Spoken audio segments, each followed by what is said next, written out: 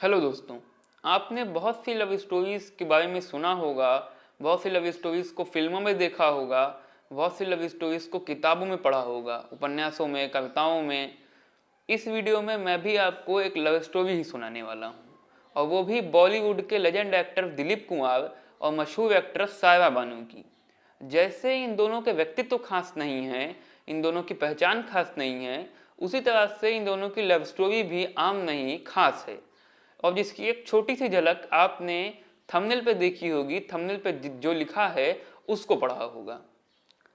सन 1952 में दिलीप कुमार की एक फिल्म आई थी आन। सायरा बानू ने उस फिल्म को देखा और उस फिल्म को देखने के बाद उन्हें दिलीप कुमार से प्यार हो गया। मज़े की बात यह है कि जब सायरा बानू को दिलीप कुमार से प्यार हुआ, उस वक्त उनकी उम्र केवल 12 साल की थी। 12 साल एक छोटी उम्र है।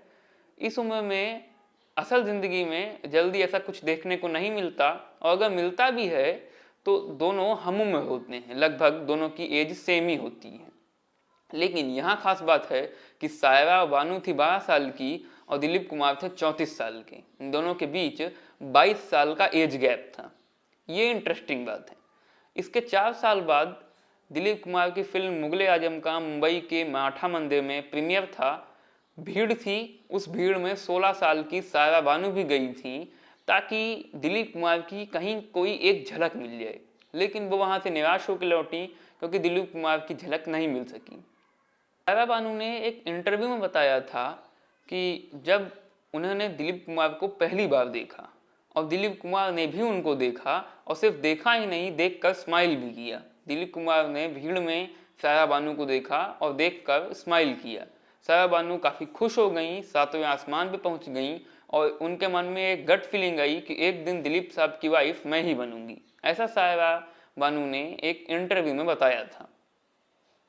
उसके बाद कुछ समय के बाद धीरे धीरे सायरा बानू भी बॉलीवुड में एंट्री करने लगी। इन्होंने अपनी डेब्यू फिल्म की जंगली, शम्मी कपूर के साथ। दिलीप कुमार के साथ भी एक फिल्म करने वाली थी। फिल्म मेकर्स ने इनको साइन लगभग कर ही लिया था, लेकिन दिलीप कुमार ने मना कर दिया। दिलीप कुमार का तर्क था कि सायरा उनके सामने बहुत यंग लगती हैं, दोनों की जो जोड़ी है इसमें एज गैप बहुत लगेगा, जोड़ी ठीक नहीं लगेगी। इसीलिए सायरा को उस फिल्म से निकाल दिया गया था। धीरे धीरे सायरा बानू का कद इंडस्ट्री में बढ़ने लगा। दिलीप कुमार को पता था कि सायरा के मन में उनके लिए क्या फीलिंग्स हैं, लेकिन वो इस रिश्ते में दिलचस्पी नहीं दिखा रहे थे। दिलीप कुमार की ज़िंदगी में एक ऐसा टाइम चल रहा था जब दिलीप कुमार प्यार से लगभग पूरी तरह से विरक्त से हो चुके थे, प्यार में कई बार नाकाम हो चुके थे, और नया नया मधुबाला से अलगाव हुआ था। मधुबाला और दिलीप कुमार नए नए अलग हुए थे। मधुबाला और दिलीप कुमार की भी एक स्पेशल प्रेम कहानी है, लव स्टोरी है, जिस पे मैंने वीडियोस भी बनाए हैं। अगर आपको वीडियोस देखने का मन हो तो मैं इस वीडियो के डिस्क्रिप्शन में उसके लिंक्स डाल दे रहा हूँ, आप लिंक पर क्लिक करके वीडियोस को देख सकते हैं। तो और दूसरी बात ये भी थी दिलीप कुमार के मन में थोड़ा सा एज गैप की बात, कि सायरा और उनके बीच का जो 22 साल का एज गैप है, इस वजह से भी थोड़ी झिझक थी। ऐसा कहा जाता है कि सायरा बानू को दिलीप कुमार के अलावा भी एक व्यक्ति से प्यार हुआ था। उस व्यक्ति का नाम है राजेंद्र कुमार। राजेंद्र कुमार 1960-1970 के बहुत मशहूर एक्टर और शादीशुदा व्यक्ति थे, जिससे सायरा बानू को प्यार हुआ था। अब यहाँ पे इस लव स्टोरी का ऐसा टाइम आता है कि लगता है कि इस लव स्टोरी का कोई फ्यूचर नहीं, क्योंकि दिलीप कुमार रिश्ते में दिलचस्पी ले नहीं रहे हैं। सायरा बानू को भी राजेंद्र कुमार से प्यार होने लगा है। लेकिन भगवान जानते थे और वो चाहते थे कि ये लव स्टोरी आगे बढ़े, क्योंकि उन्होंने इन दोनों को एक दूसरे के लिए ही बनाया था। यहाँ पर एक एंट्री होती है नसीमा बानू की। नसीमा बानू सायरा बानू की माँ थी और 1960s की एक मशहूर एक्ट्रेस थी, और दिलीप कुमार और सायरा बानू के विषय में सब कुछ जानती थी।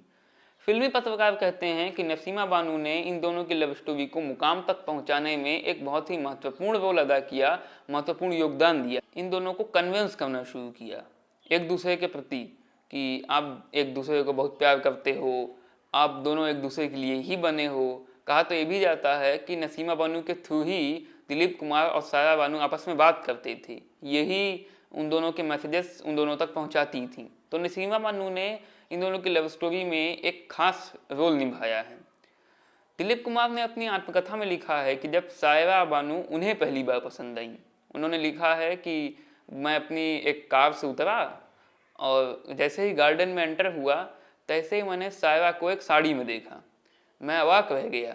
ये वो यंग लड़की नहीं थी जिसे मैंने अपने अपोजिट कास्ट करने से मना कर दिया था कि ये मेरे सामने बहुत यंग लगेगी। उसके बाद मैं सायरा बानू के पास गया, मैंने उनका हाथ पकड़ा जो आज तक पकड़ा हुआ है। ऐसा उन्होंने अपनी आत्मकथा में लिखा है। ये उसका एक छोटा सा पार्ट था जो मैंने आपको सुनाया। उसके बाद दिलीप कुमार ने झुक गया आसमान, जहाँ तक मुझे नाम याद है, झुक गया आसमान नाम की फिल्म की शूटिंग के दौरान सायरा बानू को प्रपोज किया, शादी के लिए कहा। सायरा बानू ने उनसे कहा कि कितनों से आपने ये बात कही है, लेकिन फिर उसके बाद सायरा बानू भी शादी के लिए मान गई और इन दोनों की हैप्पी मैरिज हो गई। ये वीडियो यहीं तक। लेकिन इन दोनों की शादी के बाद भी इन दोनों की ज़िंदगी में कुछ ऐसी घटनाएं घटी जो आपको बताना मैं ज़रूरी समझता हूँ। इसीलिए अगला वीडियो भी इन्हीं दोनों पे लाऊंगा। जब तक मैं अगला वीडियो नहीं लाता हूँ तब तक के लिए आपसे विदा लेता हूँ।